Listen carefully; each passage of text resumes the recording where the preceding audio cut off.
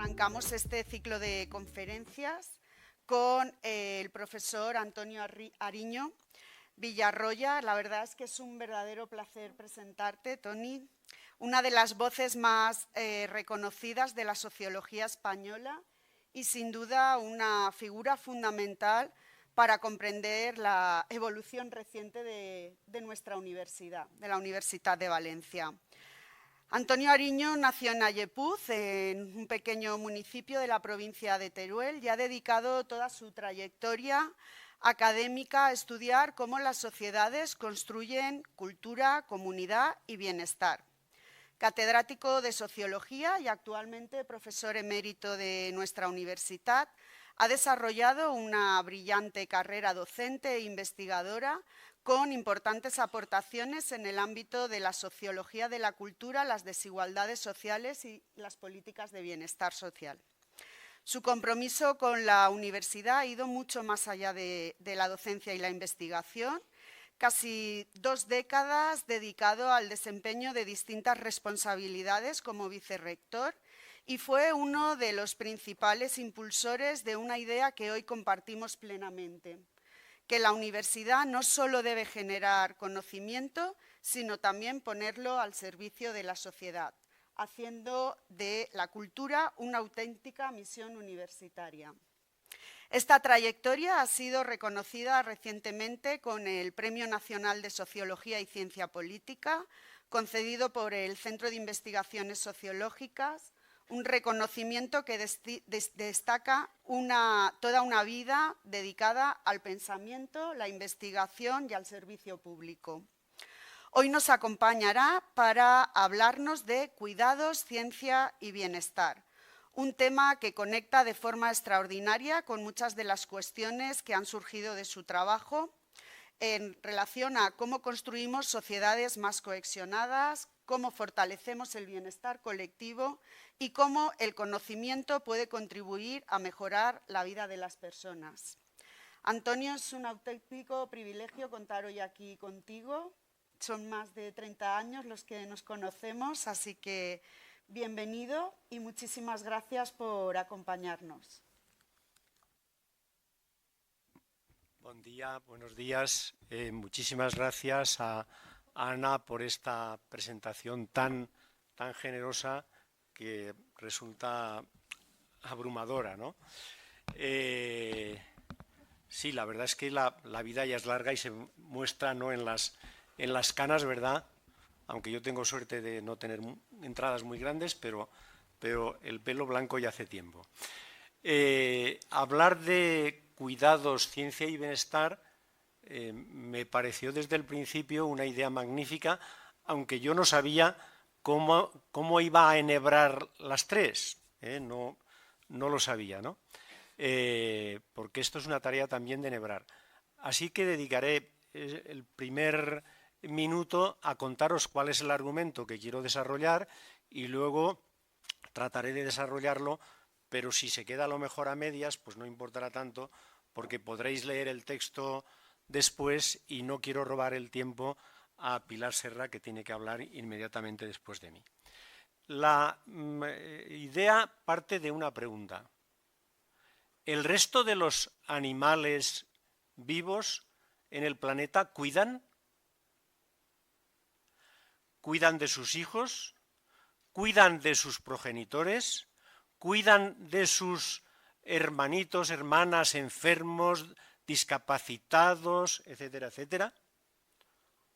¿O cuidar, y especialmente cuidar a quien no pertenece a nuestro parentesco, es algo específico de la especie Homo, que se adquirió durante muchísimo tiempo, que fueron cientos de miles de años los que tardó la especie en aprender a cuidar? No nacimos sabiendo cuidar, sino que cuidar fue algo que se empezó a desarrollar, pero antes de la escritura, por supuesto, antes de la filosofía, mucho antes, ya cuidaban. Así es que esta es la pregunta que me parece importante contestar, ¿no? Y a partir de ahí damos un salto al siglo XX y qué pasa en el siglo XX y XXI con el cuidado. ¿Qué transformaciones sociales se han producido que nos permiten hablar de vidas longevas, de sociedades de vidas extensas, de sociedades incluso de vidas prolongadas a través de las transformaciones en el código genético, todo lo que se alumbra ahora mismo en el panorama científico y que no podemos ignorar. Para tratar de mostrar que, en definitiva, cuidar es una práctica cultural específica de Homo y, más en concreto, muy desarrollada por Homo sapiens, y que la cultura consiste en producir tecnologías comunicativas, lingüísticas, tecnologías que son herramientas. Normalmente llamamos tecnologías a las herramientas, pero un lenguaje como el nuestro es una tecnología. Los sistemas de comunicación corporal son tecnologías. Y luego están las organizaciones. Un teatro es una tecnología. No el espacio físico, sino el hecho de que aquí se hagan obras, la gente acuda a verlas. Eso es una tecnología social, es una tecnología organizativa. Una escuela es una tecnología. La cultura consiste en tecnologías de distinto tipo. Y justamente en torno al cuidar se han desarrollado, merced a la cultura científica, infinidad de tecnologías y continúan desarrollándose. Así es que, como veis, por aquí va la manera de enhebrar los tres conceptos que son cuidar, ciencia y bienestar social. Después de este resumen, podría comenzar hablando de la crisis de los cuidados, que es el tema que está constantemente en la prensa. Vivimos en una sociedad donde hay muchísima soledad, soledumbre, me gusta decir a mí, más correctamente, para distinguir entre la soledad no deseada de la soledad deseada. Hay mucha soledad y mucha gente se encuentra con que cuando tiene más necesidad, familias desestructuradas no pueden cuidar. El Estado no tiene recursos suficientes para atender bien en las residencias y así sucesivamente, ¿verdad?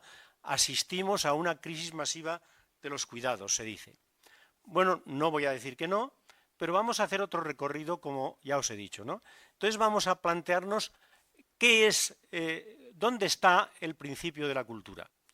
Quienes os habéis educado en el catecismo y en asistir a misa, etcétera, etcétera, pues hay un evangelio que dice: al principio era el verbo, ¿no? Bueno, pues yo digo, al principio eran los cuidados.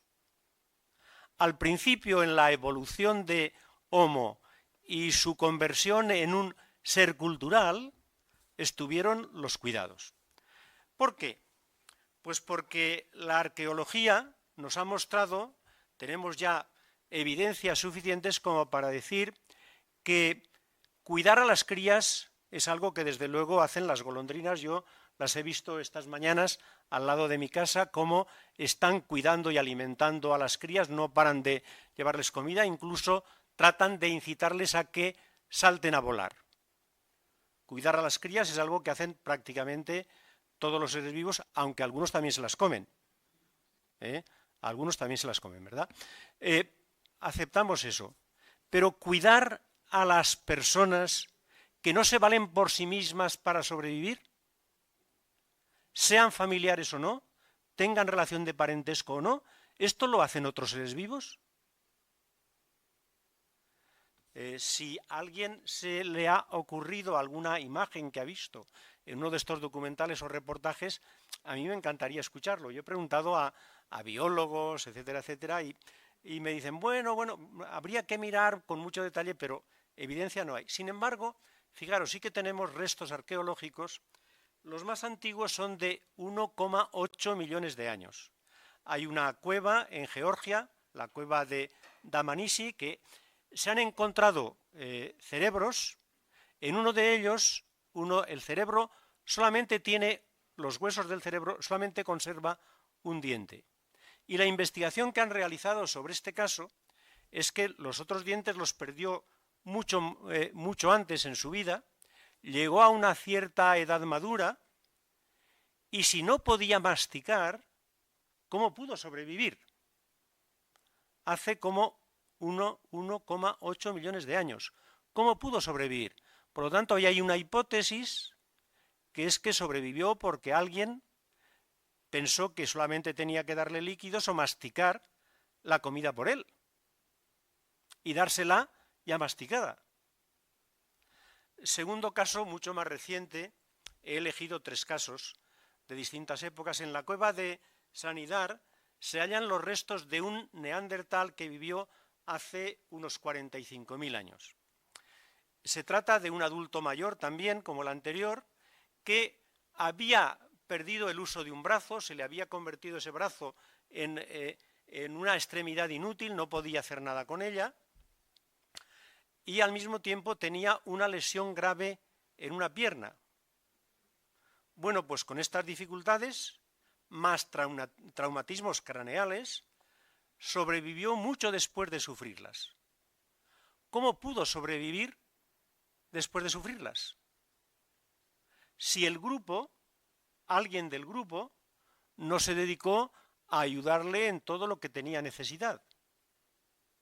Y el último caso, que está mucho más próximo a nosotros, que es de la sima de los huesos, es el caso de una niña a la que llaman la Benjamina. Benjamina significa el preferido, ¿no?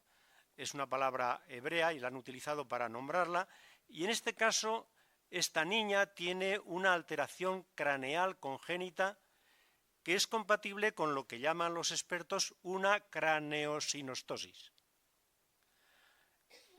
Por lo tanto, una deficiencia, una discapacidad extraordinariamente grave para su supervivencia.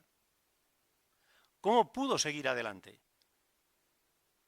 Hipótesis: los seres humanos aprendieron a cuidar. Cuando digo los seres humanos, estoy hablando en un sentido muy amplio, porque habéis visto que estamos hablando de neandertales y de otras especies del género Homo. Aprendieron a cuidar. ¿Y hasta dónde hemos aprendido a cuidar? Esta es la otra parte de la importante de una vez que uno formula esta hipótesis. Pero la primera idea que yo quisiera que os quedarais con ella es que los seres humanos hemos roto la lógica darwinista de la evolución. Los débiles no sobreviven. Bueno, pues en las sociedades humanas que aprendieron a cuidar, y por algo debieron aprender a cuidar, las personas débiles sobreviven. Esta es la primera huella del cuidado humano, que me parece importantísima. Y cuando, como os dije antes, damos el salto al siglo XX, XXI, vamos a ver una revolución extraordinaria que es resultado del cuidado. En España, en la actualidad, hay 10 millones de personas mayores de 65 años. La esperanza de vida, sabéis que está entre 83 y 85 años, según miramos, hombres o mujeres. ¿Cuál era la esperanza de vida en España en 1900? No sé si hay alguien que tiene el dato y quiere comentarlo. ¿Cuál era la esperanza de vida en España en 1900? ¿Nadie se anima? 40. Bien, vamos a dar 40 por válido. Entre 35 y 40 no tenemos registros tan precisos como en la actualidad, por lo tanto, perfectamente entre 35 y 40. ¿Qué ha pasado para doblar la esperanza de vida en un siglo? ¿Qué cosas han sucedido? Inmediatamente a lo mejor pensáis en la medicina, pero antes que la medicina está la alimentación. Mejoras en la alimentación, que significó mejoras en la agricultura, mejoras en la higiene, que significaba tener agua en mejores condiciones, significaba tener ropa que se podía lavar con frecuencia. Y luego podemos entrar ya en cambios sanitarios, farmacéuticos, vacunas y toda la enorme panoplia de la medicina que queráis. Pero mucho antes que eso, la revolución en la agricultura y, por lo tanto, los cambios en la alimentación, especialmente de las mujeres embarazadas, porque lo que sucedía con anterioridad, y seguro que aquellas personas que hayáis tenido alguna curiosidad por saber de vuestros abuelos, abuelas, etcétera, etcétera, sabréis que se tenían muchos hijos, pero muchos morían en el primer año. Si habláramos de la población humana como una máquina de producción de seres humanos, diríamos que era una máquina que sacaba muchos productos muy malos, se morían muy pronto, ¿verdad? Mortalidad infantil y mortalidad de las mujeres en los embarazos. Mi abuela murió el día que nació mi madre, mi abuela. Por lo tanto, esto no está tan lejos, esto está hace 4 días. Por eso la referencia del año 1900 es muy importante. O sea, que en un siglo hemos duplicado la esperanza de vida para hombres y mujeres en España y en cualquier otro país del mundo. Las medias varían, pero la duplicación de la esperanza de vida se ha producido en todo el mundo, porque han cambiado las condiciones de vida. ¿Qué ha sucedido? Que la manera de cuidarnos como seres humanos, de alimentarnos, de limpiarnos, etcétera, etcétera, ha cambiado sustancialmente. Se ha organizado en hospitales, se ha organizado en investigación científica. La organización es un aspecto fundamental de la cultura, como ya os dije antes, ¿no? La esperanza de vida, por lo tanto, y la mayoría de las personas alcanzan edades longevas. Esto nos permite hablar de sociedades longevas. Son sociedades longevas aquellas en las que, no aquellas en las que hay alguien que ha llegado a 100 años o a 120 años, sino aquellas en las que la mayoría de las personas superan los 80 años de edad. La mayoría. Y ahora miráis en la sociedad española y está creciendo el porcentaje de personas que llegan a los 90, que llegan a los 100. De hecho, en los últimos datos, en concreto hay 653.000 personas en España mayores de 90 años. 653.000. ¿Vale? Casi la ciudad de Valencia. Y 15.900 que tienen más de 100 años. El 82% de estas personas son mujeres. La esperanza de vida, la supervivencia, la longevidad es un fenómeno básicamente femenino. Atención, el 82%, ¿eh? Sin embargo, nuestra cultura todavía sigue representando la vejez como un varón. Es un error absoluto, ¿eh? El 82% son mujeres. Bueno, pues las sociedades longevas son aquellas en las que la mayoría de las personas llegan a edades avanzadas. Eso significa que se ha democratizado la vida. Pocas personas llegaban a edades avanzadas. Algunas llegaban a ser muy viejas, pero muy poquitas eran las que llegaban a esa situación. Ahora todo el mundo llega a edades longevas. Eso tiene que ver, como ya hemos dicho, con la extensión de la salud, la higiene y el bienestar, y tiene que ver sobre todo con que están cambiando los patrones de enfermedad. Sobre esto, aquí en la sala seguro que hay personas que saben mucho más que yo. Se llama transición epidemiológica y es ese contexto en el cual pasamos de predominio de una mortalidad que viene producida por enfermedades infecciosas agudas, neumonía, tuberculosis, a la prevalencia de enfermedades crónicas degenerativas. Que resulta que, bueno, sí, yo esta mañana me he tomado 5 pastillas, ¿verdad? Tienes que ir con el pastillero y así llevo ya un tiempo. Pero como se suele decir, si a los 55 años te levantas y nada te duele, es algo muy grave lo que te pasa, estás muerto. Porque a los 55, si miramos la pirámide y ponemos las dolencias de las personas, las enfermedades, la morbilidad empieza a crecer. Así es que, ciertamente, con morbilidad y con comorbilidad, con varias enfermedades simultáneas, podemos seguir viviendo y estando activos durante un periodo todavía largo de la vida. Ahora bien, estas personas que sobreviven más allá de los 60, 65, 70, etcétera, etcétera, la distribución de los recursos materiales y sociales es extraordinariamente desigual. Aquí no tenemos tiempo de verlo, pero sería interesante en otro contexto poderlo analizar. Otro aspecto a tener en cuenta es que vivimos en una sociedad multigeneracional, conviven en una familia 4 o 5 generaciones de personas. Es encantador a veces ver por la calle los bebés pequeñitos, los padres de esos bebés, los abuelos de esos niños y hasta los bisabuelos, ¿no? Esto ya, ¿verdad? 4 generaciones juntas por la calle. Y al mismo tiempo esto se produce en un contexto, el siglo XX, en que se da un cambio cultural y tecnológico muy importante, que tiene 2 consecuencias que luego recuperaré, que son, una de ellas, lo que llamamos individualización. No he dicho individualista, he dicho individualización. Individualización significa que la sociedad nos enseña a que cada uno de nosotros tiene que realizarse a sí mismo en la vida. Cuando yo nací, en la cultura en la que yo nací, allí nadie te enseñaba a realizarte a ti mismo.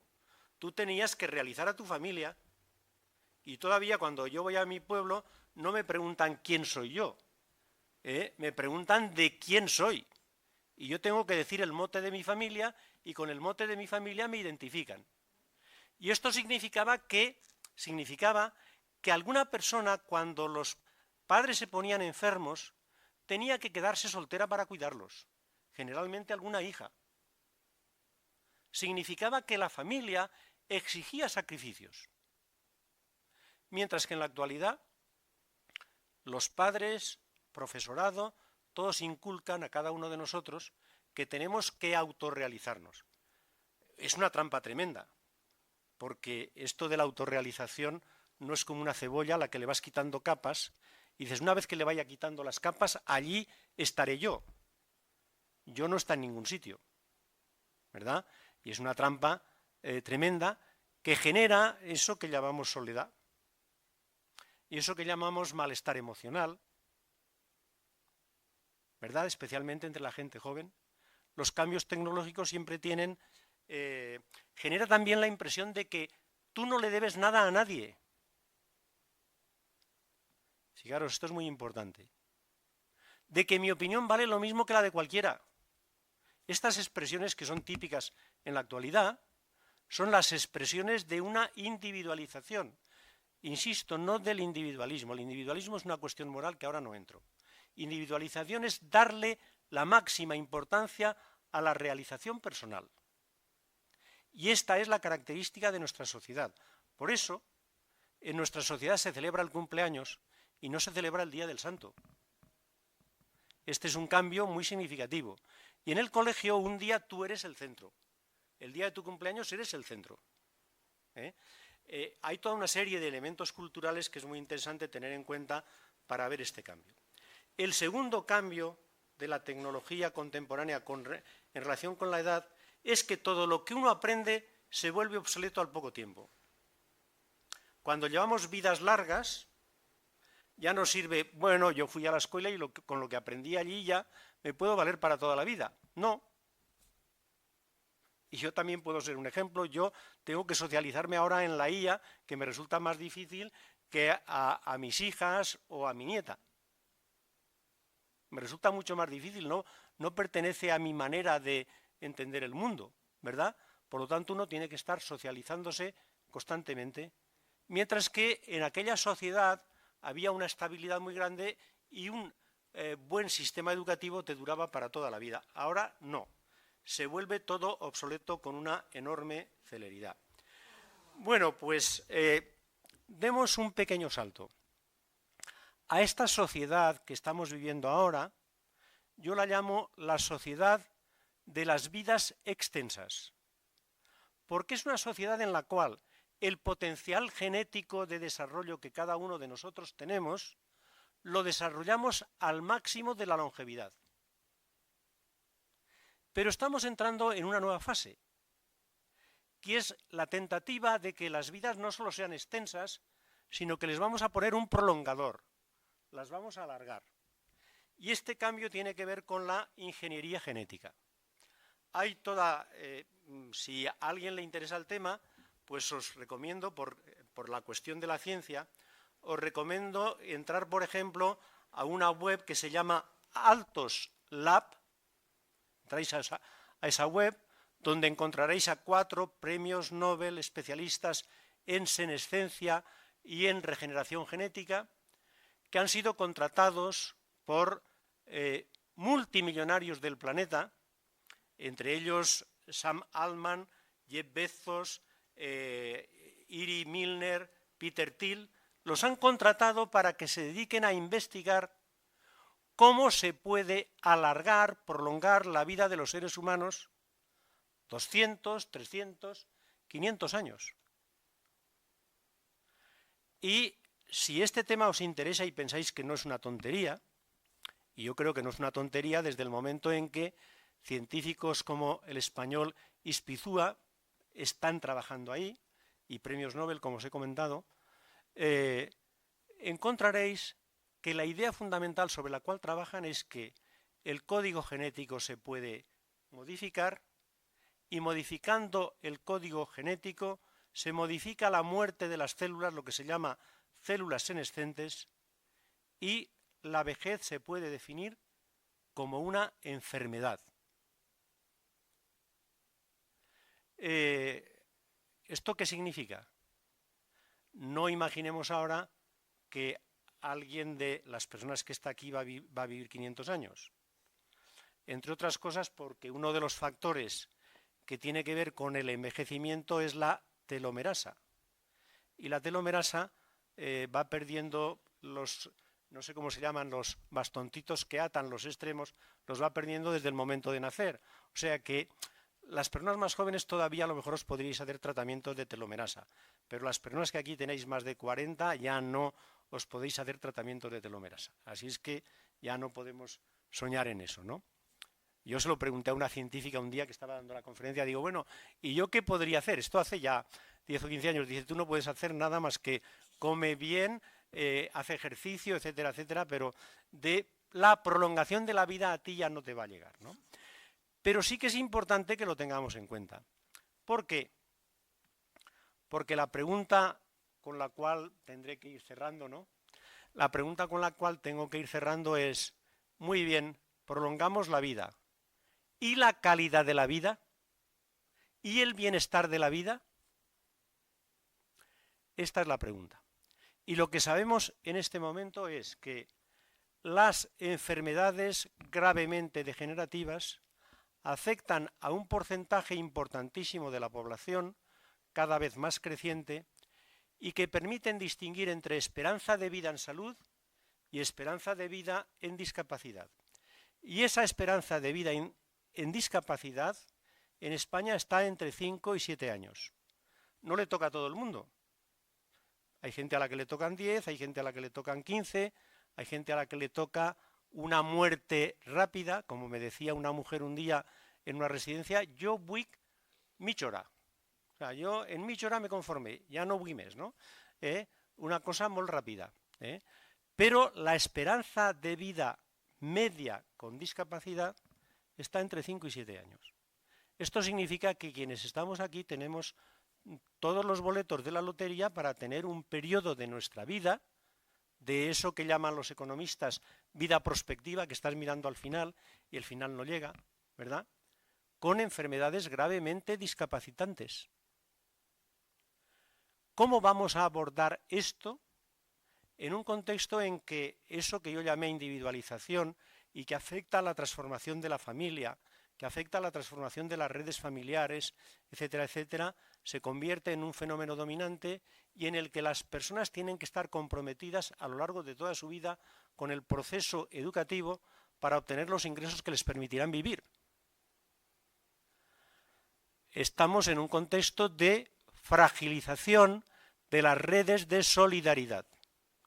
Las redes de solidaridad que a lo largo de la historia humana funcionaron muy bien para los cuidados, en la mayoría de los casos, siempre hay que decirlo, ¿verdad? Porque yo puedo recordar casos de mi infancia donde no funcionaban tan bien. Esas redes de solidaridad ya no funcionan hoy. Ya no funcionan. Y el Estado tampoco funciona para la inmensa mayoría de las personas. Y la posibilidad de pagarse en el mercado el coste de esos cuidados tampoco va a funcionar para la mayoría de los salarios que se pagan en la actualidad. Qué panorama, ¿verdad? Bueno, si no reaccionamos, ciertamente es un panorama complicado. Yo quiero acabar diciendo que hemos de reaccionar. Si hemos sabido y aprendido a cuidar a lo largo de miles de años y hemos llegado a la revolución más importante de la historia humana, que es que la mayoría de las personas vivan vidas longevas, ¿significa que no seremos capaces de mejorar la calidad de la vida de las personas que están en esta etapa difícil? Sé que esta tarde se hablará del tema de derechos humanos en la edad avanzada y no voy a entrar por ahí, sino para cerrarlo. En el proceso de cuidados aprendimos dos ideas muy importantes. El ser humano es un ser frágil. El ser humano es vulnerable. Tampoco hay ninguna otra especie que necesite tanto tiempo el cuidado materno para sobrevivir. Hemos de pensar en estas cosas, ¿no? Sin la dedicación de mi madre, hoy tenemos una perspectiva feminista de los cuidados, que me parece lógica, pero como mamíferos que somos, hemos de ver lo que históricamente ha sido, ¿no? Y históricamente ha sido la dedicación intensa de la madre durante mucho tiempo a cuidar, ¿no? Por lo tanto, sin ese cuidado, nosotros no hubiéramos podido sobrevivir. Sin la red que permitía a esta mujer cuidar, tampoco hubiéramos podido sobrevivir. Somos seres extraordinariamente frágiles y otra palabra que ahora conviene utilizar, y vulnerables. La vulnerabilidad es una palabra clave en el ámbito del trabajo social, que le ha sucedido una cosa, como a otras palabras. A veces se hincha, y tenemos que desinflarla un poquito y colocarla en sus justas dimensiones. Se hincha y la utilizamos para todo. Fragilidad y vulnerabilidad nos enseñan que nuestra fuerza está en la interdependencia. La individualización conduce a pensar en clave de independencia. Yo soy autónomo, yo soy soberano, lo que yo pienso es lo que vale, etcétera, etcétera. Hemos de pensar en clave de interdependencia. Si pensamos en clave de interdependencia, nuestras acciones serán mucho más eficaces y sabremos organizarnos para la sociedad de las vidas extensas y, quién sabe, algunas personas para la sociedad de las vidas prolongadas. Muchísimas gracias.